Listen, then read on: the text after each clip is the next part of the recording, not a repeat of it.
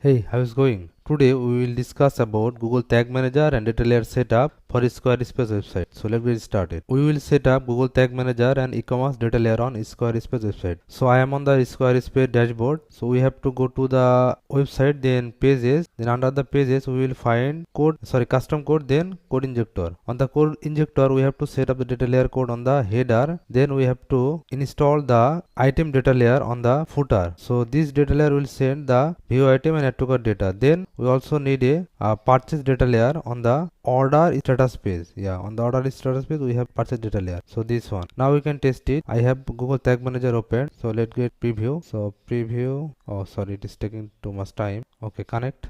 Okay, it is connecting. It is connected. Nice. Now we can test the data layer. So let me open a product. Now I should get the view item data layer. Oh sorry, I am on the connection page. So let me open another product. Okay, now I am getting the view item. On the view item I can check the data layer. On the data layer I have the currency, I have the value, I have the item data like the item ID, price, quantity, everything. Nice. Now I can add to cart. Okay, I see add to cart data is also available. So I am getting the same data here, the currency, the value, the price, the quantity, everything. Now let's purchase to check the purchase data layer. So let me go to the cart, then checkout. Okay, then yes, continue. This is my information. Checkout. I have to put a discount code. So continue. Oh yes. Okay, continue. Post code.